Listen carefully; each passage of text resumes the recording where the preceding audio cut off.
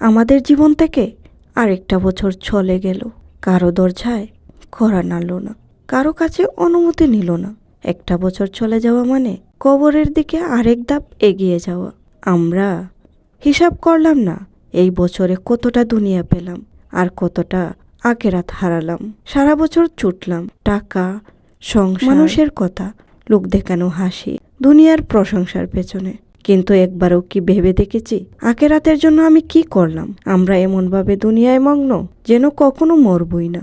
অথচ আশ্চর্যের বিষয় হলো আমরা প্রত্যেকেই মৃত্যুকে ভয় পাই, কিন্তু মৃত্যুর জন্য প্রস্তুত হই না। আজ আর একটা বছর চলে মানে মৃত্যুর জন্য আমরা আরেক ধাপ কাছে এলাম, কিন্তু আমরা এই প্রশ্নটা নিজেদের করলাম না।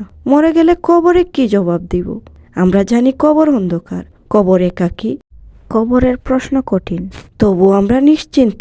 নতুন বছর এলেই আমরা উৎসবে মেতে উঠি, আতশবাজি, গান, আনন্দ, হই হুল্লোড়। কিন্তু কেউ বলে না এই নতুন বছরটা যদি আমার জীবনের শেষ বছর হয়। হায়, আমরা কেমন মানুষ যে মৃত্যু সামনে দাঁড়িয়ে আছে তার দিকেই পিঠ দিয়ে আমরা নাচি। আল্লাহ আমাদের এতটুকু জ্ঞান বুদ্ধি দেননি এটা বলা ঠিক না।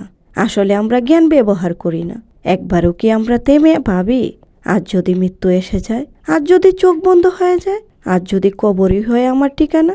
এই বছর চলে গেল, কিন্তু তওবা কি করলাম? নামাজ কি ঠিক করলাম? হারাম কি ছেড়েছি?